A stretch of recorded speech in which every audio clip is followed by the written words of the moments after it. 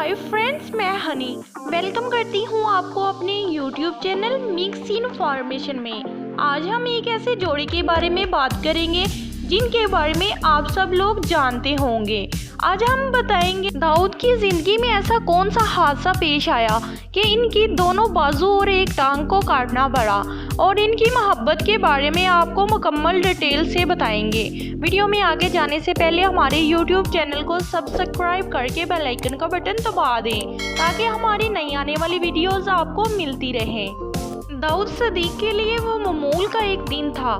इनके घर पर दावत थी और घर के बाकी अफराद के साथ इंतजामात में मसरूफ़ थे, और साथ ही साथ मोबाइल फ़ोन पर इनकी बातचीत सना से हो रही थी। इन दिनों ऐसा कम ही होता था कि दोनों बहुत कम बात करें। सना फ़ोन पर इन्हें कह रही थी चेहरा ही दिखा जाओ। एन इसी वक्त दाऊद के वालिद ने घर के बाहर इन्हें आवाज़ दी और दाऊद फ़ोन बंद करके बाहर चले गए, और वालिद के कहने पर लोहे का एक लंबा सा डंडा उठाकर सीढ़ियों से घर की छत की तरफ चल पड़े। लेकिन इसी रोज़ इनकी ज़िंदगी हमेशा के लिए बदल गई। दाऊद के हाथ में मौजूद आहिनी डंडा ऊपर से गुजरती बिजली की तारों से टकराया और एक ज़ोरदार धमाके ने इन्हें उठाकर ज़मीन पर पटक दिया। झटका इस कदर शदीद था कि दाऊद का जिस्म चंद लम्हों के लिए आग के शोले में तब्दील हुआ और वो अपने होशो हवास खो बैठे। आसपास मौजूद लोगों ने इन्हें उठाया, सर से नीचे का जिस्म रेत में दबा दिया।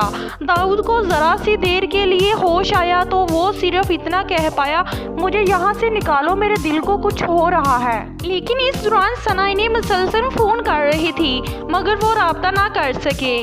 जब दाऊद को दोबारा होश आया तो वो लाहौर के जनाह अस्पताल के एक वार्ड में बिस्तर पर थे।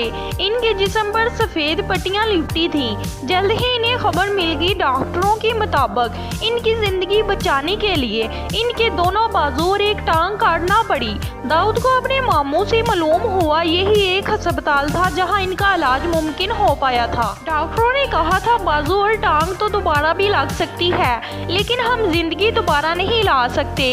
ये वाक़या गुज़श्ता बरस नवंबर के महीने में पेश आया। 3 माह बाद दाऊद लाहौर के जनरल अस्पताल के अकब वाक़या कैंची के इलाके में अपने मामू के घर पर मुकीम है। अपने पलंग पर बैठे वो इस वक्त को याद करके रोने लगे। अपने घुटने की मदद से आंखें खुश्क करते हुए उन्होंने बताया, पहले कोहनियों तक इनके बाजू काटे गए, फिर डॉक्टरों ने मेरे पूरे बाजू काट दिए, फिर दाएं टांग अभी घुटने तक काटना पड़ी। मैंने कभी सोचा भी नहीं कि मेरे साथ ऐसा भी हो सकता है। अस्पताल में जब भी इन्हें होश आया कि ज़हन में सना का ख्याल था। वो तो इनसे मिलने के लिए जाने वाले थे। वो अब कहाँ होगी, क्या इन्हें पता भी होगा कि इनके साथ क्या हादसा पेश आ चुका है।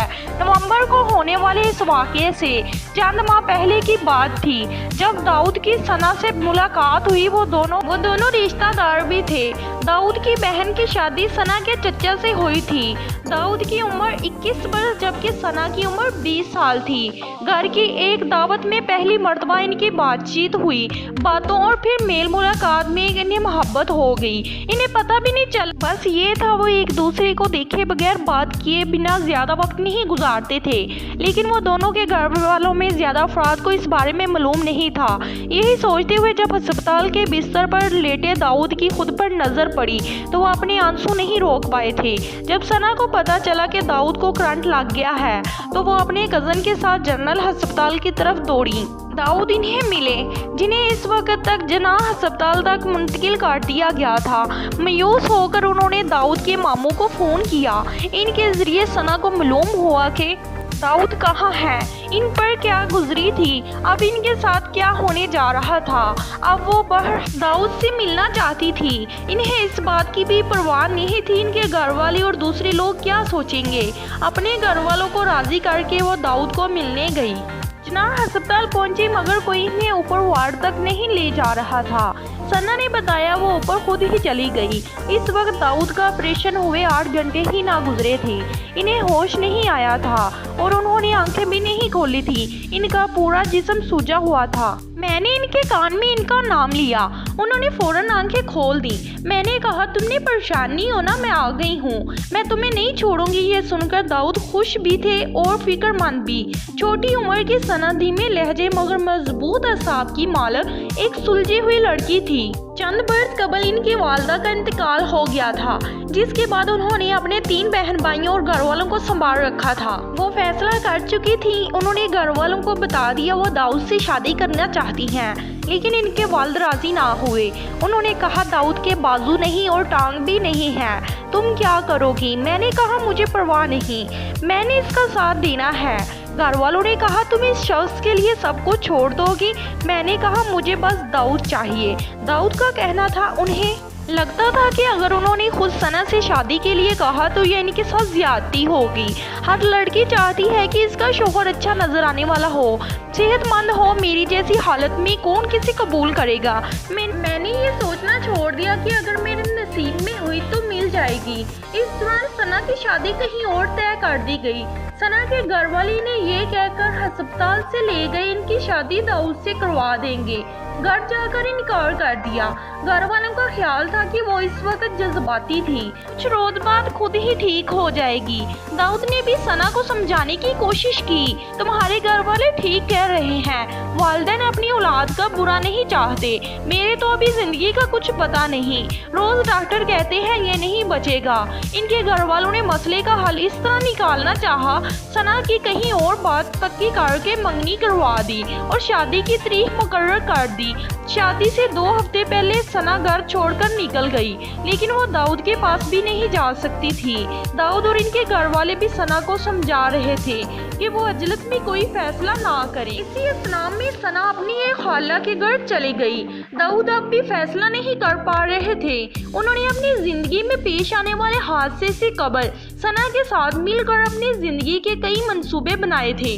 दाऊद अपने वालिदैन के बीमार होने के बाद खुद ही कारोबार संभालते। घर पर उन्होंने चक्की लगा रखी थी जहां वो खुद काम करते थे। इन दोनों ने सोच रखा था शादी के बाद इनका एक अपना घर होगा, दोनों मिलकर अपनी जिंदगी सांचेंगे। लेकिन दाऊद को लगता था ये इस वक्त की बात थी जब वो ठीक थे। इस वक्त तो हमने साथ जीने मरने की कस्में खाई थी, अब तो मेरे बाजू लग भी जाएं तो भी मैं भारी काम नहीं कर पाऊंगा। लेकिन सना को यकीन था वो मिलकर सब कुछ कर सकते हैं। मैंने कहा कि परेशान ना हो, खुदा ने बाजू लिए हैं तो दे भी रहे हैं, मैं तुम्हारे बाजू बनूंगी, तुमको जो कुछ करना था मैं तुम्हारे लिए करूंगी। सना अब वापस घर जाने को तैयार नहीं थी।